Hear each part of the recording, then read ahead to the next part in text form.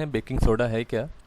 तो जो आपने वॉशिंग सोडा के बारे में पढ़ा था और वॉशिंग सोडा का जो फार्मूला था है ना Na2CO3.10 molecule of water of crystallisation, तो एक्चुअली जो हमारा एक इंटरमीडिएट का फॉर्मेशन हो रहा था दैट इज़ NaHCO3।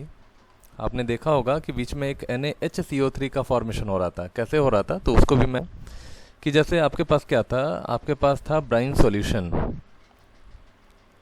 ठीक है। तो इस ब्राइन सॉल्यूशन में क्या था हमारा, तो ये था आपका NaCl प्लस वाटर, ठीक है। सोडियम क्लोराइड और वाटर के मिक्सचर को हम ब्राइन सॉल्यूशन कहते हैं।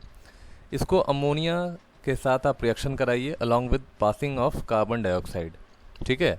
तो जब ये आप प्रोसेस करिएगा तो इस प्रोसेस से आपको मिल जाएगा NaHCO3, इसको बोलते हैं सोडियम बाई कार्बोनेट, ठीक है। Sodium by carbonate along with आपको यहाँ पे मिल जाएगा अमोनियम क्लोराइड NH4Cl, ठीक है। तो दिस सोडियम बाई कार्बोनेट जो आपको ऑब्टेन्ड हुआ है, this is your baking soda. Clear है। तो चलिए, तो इसको हम सिंपली बोलेंगे सोडियम बाइकार्बोनेट, है ना, या सोडियम हाइड्रोजन कार्बोनेट। इसको सिंपली हम लोग क्या बोलते हैं, सोडियम हाइड्रोजन कार्बोनेट बोलते हैं। तो इस बात को आप अच्छे से याद रखिएगा। अब देखिए प्रोडक्शन कैसे किया जाएगा। तो मैंने आपको अभी प्रोडक्शन बताया कि आपको सबसे पहले एक ब्राइन सॉल्यूशन चाहिए। तो brine solution is obtained by adding NaCl in water, that is aqueous solution of sodium chloride along with ammonia and passing carbon dioxide through the solution, we get sodium bicarbonate NaHCO3 along with NH4Cl is a white fumes। ये आप याद रखेंगे यहाँ पे white fumes, ठीक है। ये solution से आपको white fumes मिलेगा, मतलब धुंध मिलेगा, धुआं मिलेगा। Properties of sodium hydrogen carbonate, चलिए देखते हैं प्रॉपर्टीज क्या है बेकिंग सोडा का। तो याद रखेंगे कि सोडियम हाइड्रोजन कार्बोनेट जो होता है ये एक्चुअली वाइट क्रिस्टल होता है ना, वाइट कलर का आपका क्रिस्टल फॉर्म में होता है, जिसके मॉलिक्यूल्स एक रेगुलर पैटर्न में अरेंज होते हैं, which are sparingly soluble in water. तो यहाँ पे स्प्रैंगली वर्ड यूज करें किया हुआ है, इसका मतलब है कि इट इज लेस सॉल्युबल या लिस्ट सॉल्युबल, लेस सॉल्युबल और लिस्ट सॉल्युबल सॉल्ट होता है ना। क्योंकि आपको पता है कि जब हम वॉशिंग सोडा का प्रोडक्शन करते हैं तो यहाँ पे सोडियम बाइकार्बोनेट जो है एज अ प्रेसिपिटेट हमें ऑब्टेन्ड हो जा रहा था, जिसको हम फिल्टर करके बाहर निकाल ले रहे थे और फिर उसको हीट करते थे और वहाँ से सोडियम कार्बोनेट हमें मिलता था। तो यहाँ पे याद रखेंगे ये बहुत ही स्प्रैंगली सॉल्युबल होता है और ईजिली हम इसको बाहर निकाल सकते हैं, ठीक है। ये आप याद रखेंगे कि ये आपका माइल्ड नॉन कोरोसिव बेस होता है, मतलब बहुत ही ज़्यादा, मतलब ये क्या कह सकते हैं इसको, नॉन कोरोसिव कह सकते हैं, मतलब बहुत ज़्यादा हार्म नहीं पहुंचा सकता ये, ठीक है। नॉन कोरोसिव बेस होता है। Solution of sodium hydrogen carbonate in water is mildly alkaline, चूंकि वाटर में बहुत ही लेस सॉल्युबल है इसीलिए वाटर को ये बहुत ही कम अल्कलाइन करता है। एक्शन ऑफ हीट देखिए, तो अगर मान लो हमने NaHCO3 ले लिया और इसके ऊपर हमने हीट का साइन लगा दिया, अगर आप इसको हीट करिएगा तो यहाँ पे आपको सोडियम कार्बोनेट, साथ में कार्बन डाइऑक्साइड और साथ में आपको मिल जाएगा वाटर, है ना। तो ये हीटिंग इफेक्ट बहुत ही इंपॉर्टेंट है, ये 1 नंबर के क्वेश्चन में ये पूछा जाता है सवाल, है ना। तो आप इसको बहुत अच्छे से याद रखेंगे, है ना। देखो ये आपका सोडियम बाइकार्बोनेट है, हीट किया sodium carbonate, carbon dioxide and water, ये बहुत इंपॉर्टेंट है और VVI में आप कर लो इसको, यानी कि आप इसको 5 स्टार दे सकते हैं। जो भी बहुत ज़्यादा इंपॉर्टेंट है आप उसको 5 स्टार दीजिए, थोड़ा इंपॉर्टेंट है आप इसको 3 स्टार दीजिए। चलिए uses of sodium hydrogen carbonate और बेकिंग सोडा, चलिए यूज़ देखते हैं। तो देखो सोडियम हाइड्रोजन कार्बोनेट को हम लोग एंटासिड्स में यूज़ करते हैं, ठीक है। एंटासिड्स मतलब जो ऐसा कोई भी मेडिसिन जो एक्सेस ऑफ एसिड को न्यूट्रलाइज करे, हमारे एसिड ज़्यादा इंक्रीज कर जाता है या एसिडिटी की प्रॉब्लम होती है, तो सोडियम हाइड्रोजन कार्बोनेट जो है एक माइल्ड बेस का काम करता है और ये क्या करता है, ये एक्सेस ऑफ एसिड को न्यूट्रलाइज करता है हमारे स्टोमक में, यानी कि एसिडिटी को रिमूव करने का काम करता है। दूसरी चीज़ कि सोडियम हाइड्रोजन कार्बोनेट या इसको बेकिंग सोडा भी कह सकते हैं, ये यूज़ किया जाता है इन बेकिंग पाउडर, ठीक है। बेकिंग पाउडर में हम इसका यूज़ करते हैं, used in making cakes, bread, biscuits वगैरह जितने भी होते हैं, ये सब खाने पीने की जो चीज़ें हैं, ज़्यादातर उनको फ्लफ़ी बनाने में ये बहुत ज़्यादा हेल्प करता है और खाने पीने की चीज़ें थोड़ी खास्ता हो जाती है ना। तो याद रखेंगे ये जो आपका सोडियम हाइड्रोजन कार्बोनेट है इसका हम यूज़ खाने पीने की चीज़ों में करते हैं, है ना। तो baking soda is a mixture of baking powder is a mixture of baking soda and as mild edible acid such as tartaric acid. तो ये बहुत ही इंपॉर्टेंट है, 1 नंबर के क्वेश्चन में इसको टिक आउट कर लीजिएगा कि बेकिंग पाउडर के अंदर जो एडिबल एसिड होता है, एडिबल एसिड मतलब जिस एसिड को हम खा सकते हैं, ठीक है, बहुत ही वीक एसिड कह सकते हैं इसको, लेकिन बहुत ज़्यादा यूजफुल होता है, दैट इज टार्टरिक एसिड। तो टार्टरिक एसिड भी बेकिंग पाउडर का एक कंपोनेंट है, ठीक है। When baking powder mix with water, जब बेकिंग पाउडर को हम वाटर के अंदर मिक्स कर देंगे, ठीक है, प्रेजेंट इन डफ made for baking cakes and bread, then sodium hydrogen carbonate react with tartaric acid to evolve a carbon dioxide. This carbon dioxide is very useful to make bread fluffy, ठीक है, उनको fluffy बनाने में काफ़ी ज़्यादा help होता है। यानी कि सोडियम हाइड्रोजन कार्बोनेट जो है टार्टरिक एसिड के H+ के साथ कंबाइन करता है, चूँकि आपको H+ कहाँ से ऑब्टेन हो रहा है, तो H+ आपको टार्टरिक एसिड से मिल रहा है, तो H+ के साथ ये कंबाइन करके sodium ion, carbon dioxide and water आपको दे रहा है। And this carbon dioxide is used to make bread fluffy, है ना। This carbon dioxide gas produced get trapped in wet duff and bubble out slowly, making the cake bread to rise and become soft and spongy, है ना। यानी कि bread को soft और spongy बनाने में इसको ये कार्बन डाइऑक्साइड जो है ये बहुत ज़्यादा हेल्प करता है। If however baking powder is not added in the preparation of cake or bread, then the cake or bread obtained will be hard and quite small in size, है ना। जो ब्रेड हम मार्केट में देखते हैं वो बहुत ज़्यादा फ्लफ़ी होता है, बहुत ज़्यादा स्पॉन्जी होता है, तो अगर हम उसके अंदर बेकिंग पाउडर नहीं डालते हैं तो वो जो ब्रेड होता है वो काफ़ी ज़्यादा आपका बड़ा नहीं दिखेगा, ना वो आपको बहुत ज़्यादा खास्ता दिखेगा। तो याद ये चीज़ समझ लीजिएगा कि जब हम बेकिंग पाउडर डालते हैं तो जो ब्रेड का साइज़ है वो इंक्रीज़ कराता है ये, ठीक है, और इसको बहुत ही सॉफ्ट बनाता है, स्पॉन्जी बनाता है। If however baking powder is not added to preparation of cake, then cake will obtain be hard and quite small in size. Please note that as long as king powder is dry, ठीक है, sodium hydrogen carbonate and tartaric acid present it do not react with each other। देखिए, अगर हम यहाँ पे king powder, अगर हमारे पास जो किंग पाउडर है, ठीक है, इसको हटा देते हैं। Baking powder is single compound sodium hydrogen carbonate,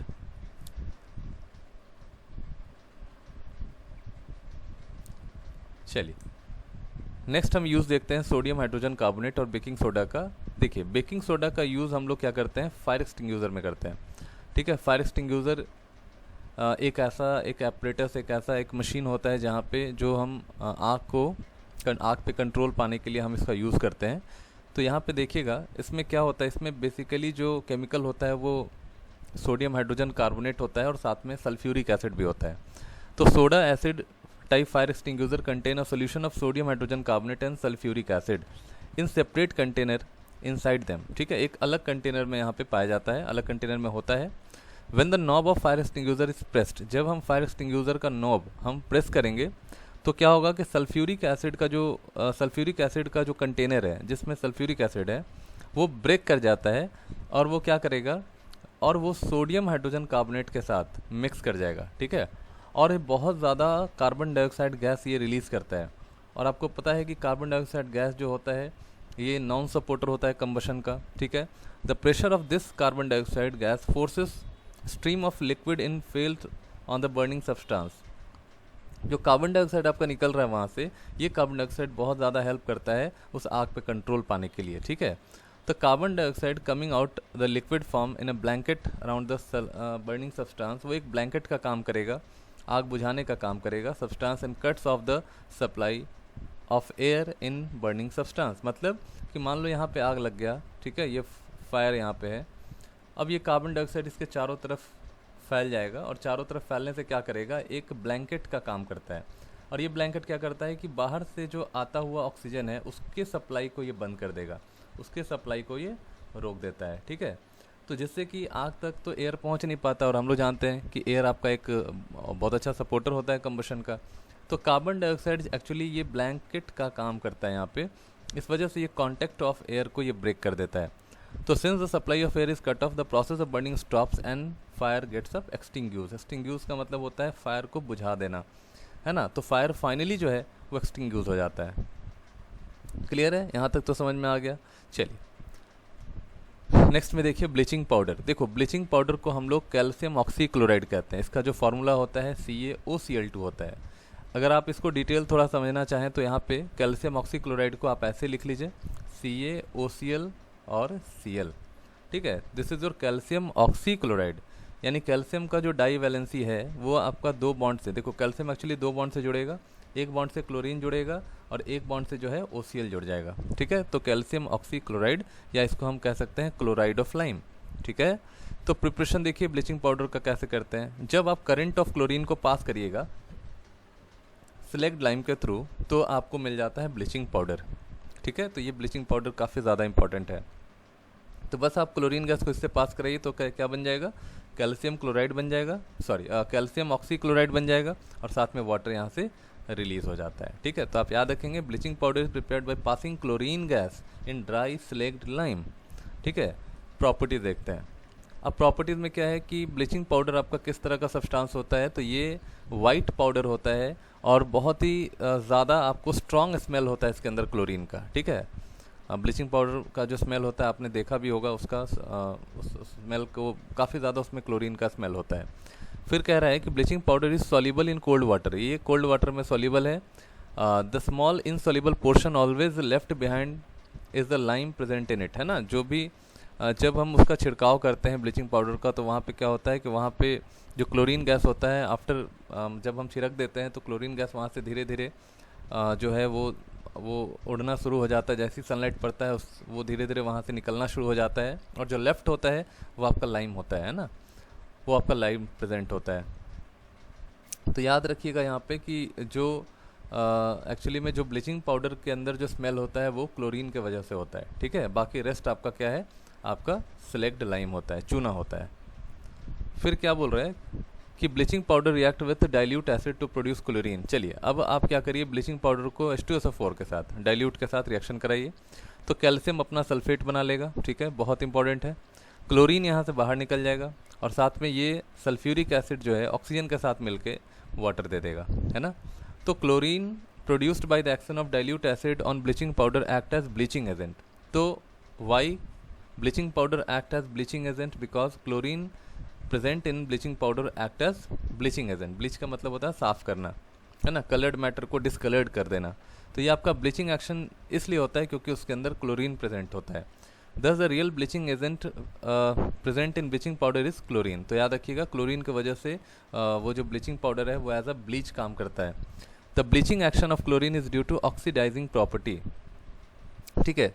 तो क्लोरीन का ब्लीचिंग एक्शन क्यों होता है, क्योंकि इसके अंदर ऑक्सीडाइजिंग प्रॉपर्टी होता है।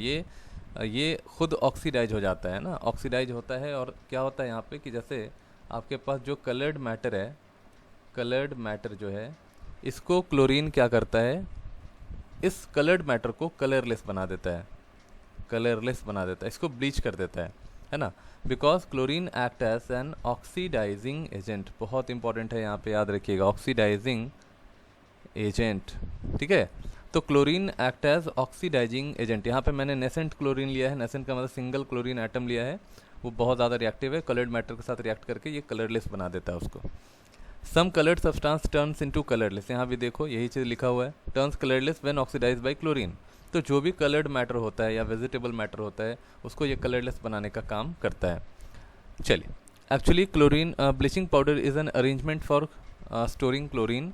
This is because chlorine gas itself is difficult to store and utilise, ठीक है। ब्लीचिंग पाउडर जो है ना क्लोरीन को स्टोर करने का भी एक माध्यम है, ठीक है। क्लोरीन आपको स्टोर करना है तो आप ब्लीचिंग पाउडर बना लीजिए, है ना। तो ब्लीचिंग पाउडर बना के आप एज अ ब्लीचिंग पाउडर, है ना, आप स्टोर कर सकते हैं। आप समझ लीजिए कि आपने क्लोरीन को ही स्टोर किया है। चलिए नेक्स्ट में यूजेस क्या है ब्लीचिंग पाउडर का, इसको ज़रा समझते हैं। What are the uses of bleaching powder. चलिए देखिए, ब्लीचिंग पाउडर को हम लोग किसी भी वुलन, कॉटन को, लिनन टेक्सटाइल इंडस्ट्रीज़ में कपड़ों को ब्लीच करने के लिए यूज़ किया जाता है, ठीक है। और पेपर इंडस्ट्रीज़ में काफ़ी ज़्यादा यूज़ किया जाता है एज अ ब्लीचिंग एजेंट, ठीक है। क्लोथ्स इंडस्ट्री, कपड़ों को धोने में, लॉन्ड्रीज वगैरह में, ये सब में बहुत ज़्यादा यूज हो जाता है। फिर ब्लीचिंग पाउडर को हम लोग डिसइंफेक्टिंग के लिए यूज़ करते हैं। जैसे सप्लाई वाटर है, उसको डिसइंफेक्टेंट करने के लिए, उसको बैक्टीरिया फ्री करने के लिए हम ब्लीचिंग पाउडर को यूज़ करते हैं। दूसरी चीज़ है कि bleaching powder used for the manufacture of chloroform. याद रखिएगा कि ब्लीचिंग पाउडर को हम लोग क्लोरोफॉर्म के फॉर्मेशन में भी यूज़ करते हैं, ठीक है, क्लोरोफॉर्म बनाते हैं हम लोग। फिर कह रहा है कि bleaching powder is used in making wood unshrinkable, wool unshrinkable, shrinkable मतलब जैसे श्रिंकिंग आ जाता है, जैसे वुल है आपका, है ना, उसमें श्रिंकिंग आया, श्रिंकिंग मतलब सिकुड़न, है ना, तो ये सिकुड़न से भी बचाता है, अनश्रिंकेबल, ठीक है, सिकुड़ता नहीं है। जैसे अगर वुल के अंदर हम इस ब्लीचिंग पाउडर डाल देंगे ना, उसमें सिकुड़न पैदा नहीं होगा, ठीक है। फिर कह रहा है कि bleaching powder is used as an oxidising agent in many chemical industries.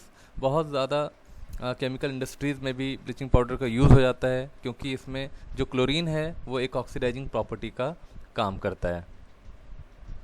फिर आइए हम लोग बात करते हैं प्लास्टर ऑफ पेरिस की, ठीक है। देखो, प्लास्टर ऑफ पेरिस का फॉर्मूला याद रखेंगे, calcium sulphate dot half molecule of water. इसको हम बोलते हैं calcium sulphate hemihydrate. Half H2O का मतलब होता है hemihydrate. This is your plaster of Paris, है ना। तो प्लास्टर ऑफ पेरिस को हम लोग कैल्शियम सल्फेट हेमीहाइड्रेट बोलते हैं, और इसमें इसको हम लोग यूज़ करते हैं बहुत सारी जगह पे। प्लास्टर ऑफ पेरिस को हम लोग काफ़ी ज़्यादा यूज़ करेंगे, अभी हम लोग आगे इसके ऊपर बात करेंगे। तो अभी मैंने सिर्फ आपको इसका केमिकल नेम और इसका केमिकल फार्मूला मैंने बताया। अब इसको ऑब्टेन कैसे किया जाता है वो समझ लीजिए। तो plaster of Paris is obtain from gypsum, ठीक है, जिप्सम से यहाँ पे ऑब्टेन किया जाता है। और जिप्सम को हम बोलते हैं कैल्शियम सल्फेट डाईहाइड्रेट, है ना। ये डाईहाइड्रेट का मतलब 2 मॉलिक्यूल ऑफ वाटर यहाँ पे लेंगे हम। That is, gypsum is calcium sulfate containing 2 molecules of water of crystallization। हमारे पास यहाँ पे 2 मॉलिक्यूल है वाटर का, that is water of crystallization। Plaster of Paris is prepared by heating gypsum। आप gypsum को हीट कर दो at a temperature of 100 degree centigrade और 373 केल्विन इन क्लीन, ठीक है। तो आपने क्या किया, जिप्सम को देखो, जिप्सम को आपने 100 डिग्री सेंटीग्रेड पे हीट किया और 373 केल्विन टेम्परेचर पे। तो यहाँ पे आपको मिल जाएगा calcium sulphate hemihydrate bye releasing 3/2 molecule of water. यहाँ पे 2 1 2 1 3 3/2 मॉलिक्यूल ऑफ वाटर, ठीक है ना। या वापस आप इसको 3/2 मॉलिक्यूल ऑफ वाटर आप इसमें ऐड कर दीजिएगा तो वापस हमें जिप्सम मिल जाता है। तो when gypsum is heated to a temperature of this, it loses 3/4 of its water of crystallization and form plaster of Paris, ठीक है। आपने यहाँ पे देखा कि 3/4 ऑफ द वाटर बाहर चला गया और हमें क्या मिल गया, हमें मिल गया प्लास्टर ऑफ पेरिस, ठीक है। फिर कह रहा है कि in the preparation of plaster of Paris heating of gypsum should be controlled carefully. याद रखिएगा, हीटिंग टेम्परेचर इससे ज़्यादा नहीं होना चाहिए, क्योंकि हर रिएक्शन का एक पर्टिकुलर कैटलिस्ट और पर्टिकुलर टेम्परेचर होता है। तो अगर आपको प्लास्टर ऑफ पेरिस चाहिए तो आप इस जिप्सम को 373 केल्विन पे ही हीट करके आप इसको ऑब्टेन कर सकते हैं। हीटिंग शुड बी कंट्रोल्ड, है ना। The temperature during the heating of gypsum should not be control to above 100 degree centigrade, या इससे ज़्यादा आप टेम्परेचर को ना दें।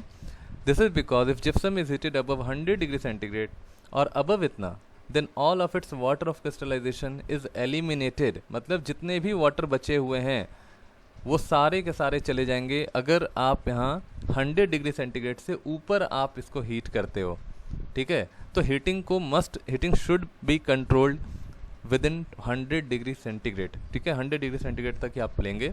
और अगर यहाँ से सारे मॉलिक्यूल वाटर के बाहर चले गए तो यहाँ पे कैल्शियम सल्फेट अकेला बच जाएगा, और इस कैल्शियम सल्फेट को हम लोग कहते हैं बर्न्ट प्लास्टर या dead burnt plaster, dead burnt plaster, ठीक है।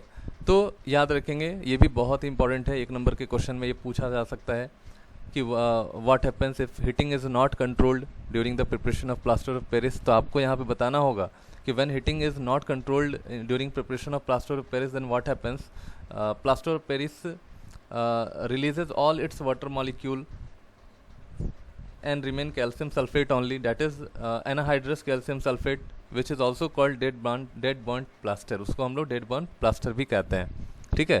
तो इन बातों को आप अच्छे से ध्यान में रखेंगे। तो कैल्शियम सल्फेट आपको जो मिला है उसको हम जिप्सम या प्लास्टर ऑफ पेरिस कहते हैं due to number of water molecule present in its, यानी अगर 2 मॉलिक्यूल ऑफ वाटर प्रेजेंट है कैल्शियम सल्फेट के साथ तो वो आपका जिप्सम होगा, और हाफ मॉलिक्यूल प्रेजेंट है तो वो आपका प्लास्टर ऑफ पेरिस होता है। तो चलिए अब हम बात करते हैं properties of plaster of Paris. तो देखिए, तो याद रखेंगे कि प्लास्टर ऑफ पेरिस जो है ये वाइट कलर का पाउडर होता है, और plaster of Paris has a very remarkable property of setting into hard मास। जब ये वेट होता है, जब इसके अंदर पानी मिलाओगे तो ये बहुत ज़्यादा हार्ड हो जाता है ना। So when water is added to plaster of Paris it sets into hard mass in about half an hour, मतलब आधे घंटे के अंदर ही ये बहुत ही ज़्यादा हार्ड हो जाता है। ठीक है, जैसे आपने calcium sulphate dot half molecule of water को आपने क्या किया, पानी मिलाया, तो पानी मिलाने से ये क्या हो गया, काफ़ी ज़्यादा हार्ड मास में कन्वर्ट हो गया, है ना। चलिए यहाँ पे देखिए, आपने यहाँ वाटर मिलाया और यहाँ पे gypsum set as a hard mass. Again आपको यहाँ पे 3/2 मॉलिक्यूल ऑफ वाटर आप ले लो तो ये आपका हार्ड मास जिप्सम में कन्वर्ट हो जाएगा। Plaster of Paris should be stored in a moisture proof, मतलब मॉइस्चर जहाँ नहीं पहुँचे वहाँ आपको प्लास्टर ऑफ पेरिस को रखना है, यानी कि मॉइस्चर से बिल्कुल बचाना है आपको, यानी एयर टाइट कंटेनर आप यहाँ कह सकते हो। मॉइस्चर अगर मिल गया तो फिर वो एक हार्ड मास में कन्वर्ट हो जाएगा। अब यूजेस देखते हैं, यूजेस कैसे, देखो क्या कहाँ कहाँ यूज़ होता है। तो प्लास्टर ऑफ पेरिस को हम लोग क्या करते हैं, हॉस्पिटल्स में यूज़ करते हैं, है ना। सेटिंग फ्रैक्चर्ड बोन्स को स्ट्रेट बनाने के लिए, स्ट्रेट करने के लिए, फ्रैक्चर कहीं पे बोन फ्रैक्चर हो गया वहाँ पे हम लोग प्लास्टर ऑफ पेरिस का यूज़ करते हैं, जिससे कि बोन्स अपने राइट पोजीशन को मेंटेन कर ले, है ना। जब से बोन इधर उधर हो जाता है हमारे बॉडी के अंदर, तो उसको हम एक पोजीशन देने के लिए हम क्या करते हैं, उसमें हम प्लास्टर, उसके ऊपर प्लास्टर चढ़ाते हैं, ठीक है, टू इंश्योर करेक्ट हीलिंग। ठीक है, करेक्ट हील करने के लिए हम लोग उसको यूज़ करते हैं। फिर देखो, plaster of Paris is used in making toys, decorative material. ठीक है, टॉयज़ को, डेकोरेटिव मटेरियल को, चीप ऑर्नामेंट, सस्ते चीज़ों को बनाने के लिए हम यूज़ करते हैं, कॉस्मेटिक चीज़ों को बनाने के लिए यूज़ करते हैं। Black board, chalk and cast of statues बनाने में भी यूज़ करते हैं। तो प्लास्टर ऑफ पेरिस का हम फायर प्रूफिंग मटेरियल में भी इसका बहुत ज़्यादा यूज़ करते हैं। ठीक है, plaster of Paris is used in chemical laboratories in ceiling air gaps in apparatus के एयर गैप को टाइट करने के लिए, जैसे कि ऑक्सीजन वहाँ तक ना पहुँच पाए, एयर टाइट कंटेनर अरेंजमेंट्स जो होता है, एयर टाइट अरेंजमेंट्स होता है, उसको तैयार करने के लिए हम लोग प्लास्टर ऑफ पेरिस को यूज़ करते हैं, पीओपी को हम लोग यूज़ करते हैं। Plaster of Paris is used in making surfaces smooth, है ना, सरफेस को स्मूथ बनाने के लिए भी प्लास्टर ऑफ पेरिस का यूज़ किया जाता है, before painting them and for making ornament designs on ceiling of houses and other building. यानी कि जैसे हम लोग फॉल सीलिंग होता है, ये फॉल सीलिंग को भी बनाने में हम प्लास्टर ऑफ पेरिस का यूज़ करते हैं, वो क्योंकि वो बहुत ज़्यादा सॉफ्ट हो जाता है आफ्टर सेटिंग हार्ड मास, और उसके ऊपर फिर हम पेंट चढ़ा सकते हैं। ठीक है, चलिए अब यहाँ पे देखेंगे water of crystallization hydrated salt. ठीक है, अब ये वाटर ऑफ क्रिस्टलाइजेशन क्या है कि जो वाटर मॉलिक्यूल हमारे क्रिस्टल के साथ प्रेजेंट होता है ना, water molecule which form a part of structure of the crystal of salt is called water of crystallization. जैसे आपने देखा था calcium sulphate dot 2 molecule of water यहाँ पे जो दिख रहा है, इसको हम वाटर ऑफ क्रिस्टलाइजेशन बोलते हैं। तो ये एक इस कंपाउंड का एक पार्ट है यहाँ पे। ठीक है, तो salt which contains water of crystallization are called hydrated salt. तो ये हमारा एक हाइड्रेटेड सॉल्ट कहलाएगा। चाहे आप देख लो sodium carbonate dot 10 molecule of water of crystallisation, this is your hydrated salt. ठीक है, उसी तरह से कॉपर सल्फेट है डॉट 5 मॉलिक्यूल ऑफ वाटर, इसको भी हाइड्रेटेड सॉल्ट कहेंगे, this is called your blue vitriol. ठीक है ना। तो since water of crystallisation not free is a not free water, याद रखिएगा ये फ्री वाटर नहीं है, it does not wet the salt, ये सॉल्ट को वेट नहीं करता है। ठीक है, ये उसके साथ प्रेजेंट रहता है, लेकिन इसका मतलब ये नहीं कि सॉल्ट को उसने वेट कर दिया है। The water of crystallization gives the crystal of the salts in their shape and in some cases imparts them colour, है ना। ये जो वाटर ऑफ क्रिस्टलाइजेशन आप देख रहे हो, ये सॉल्ट्स को बेसिकली वो शेप या उसको कलर प्रोवाइड करता है ना, उस सॉल्ट को बेसिकली वो कलर प्रोवाइड करता है।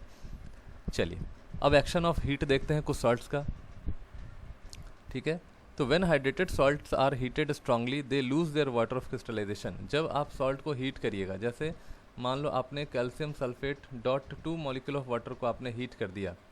ठीक है, हीट कर दिया आपने, क्या किया, इसको अबव 100 डिग्री सेंटीग्रेड पे हीट कर दिया, तो ये क्या करेगा, कैल्शियम सल्फेट यानी कि डेड बर्न्ट प्लास्टर में कन्वर्ट हो जाएगा, डेड बर्न्ट प्लास्टर में ये कन्वर्ट हो जाएगा। तो याद रखेंगे कि जब भी हम लोग स्ट्रॉन्ग हीट करते हैं, ये जो हाइड्रेटेड सॉल्ट है वो वाटर मॉलिक्यूल को कम्प्लीटली बाहर लूज कर सकता है। ठीक है, the salt which have lost their water is added to the anhydrous salt, it become hydrated once again. मतलब जब आप इसको कैल्शियम सल्फेट जो आपने एनहाइड्रस बना लिया था, इसको आप अगेन पानी मिला दीजिए, तो जैसे ही आप पानी मिलाइएगा तो अगेन ये आपको एज जो प्रीवियस कंपाउंड था वो हमें ऑब्टेन्ड हो जाएगा। ठीक है, जैसे मान लो आपने copper sulphate .5 molecule of water लिया था, आप इसको बहुत ज़्यादा स्ट्रांगली हीट करके कॉपर सल्फेट बना दिया आपने, तो अभी इनिशियली इसका कलर कैसा था, ब्लू था, और ये दिख रहा है यहाँ पे वो एक्चुअली वो कुछ शेप या कलर प्रोवाइड करता है आपके ओरिजिनल जो हमारा कंपाउंड है। ठीक है, चलिए अब हम कुछ कंपाउंड्स के ऊपर बात करते हैं जहाँ पे वाटर ऑफ क्रिस्टलाइजेशन आपको दिखेगा, जैसे barium chloride, chemical formula BaCl2.2 molecule of water. ठीक है, calcium chloride .6 molecule of water. ठीक है, उसके बाद देखो यहाँ पे और भी है, कैल्शियम नाइट्रेट है ना, calcium nitrate .4 molecule of water, इसको लाइम इसको हम प्लास्टर ऑफ पेरिस कहते हैं। तो याद रखिएगा कैल्शियम सल्फेट यहाँ पे जो 2 लगा है ना, ये भी आप बहुत अच्छे से समझ लीजिए। Calcium sulphate .1/2 molecule of water लिखिए, या आप calcium sulphate whole twice water molecule लिख लीजिए, है ना, दोनों एक ही चीज़ है, क्योंकि ये वाला 2 जो है ना यहाँ पे एज इट इज़ ऐसा हो गया है। ठीक है, तो इस चीज़ को भी आप ध्यान में रखेंगे। फिर देखिए कॉपर क्लोराइड है यहाँ पे CuCl2.2 molecule of water, copper sulphate है CuSO4.5 मॉलिक्यूल, उसको हम इप्सम सॉल्ट भी कहते हैं। Potassium aluminium sulphate K2SO4.Al2SO4 whole thrice .24 molecule of water of crystallization, इसे हम लोग पोटैश एलम कहते हैं। Sodium carbonate decahydrate Na2CO3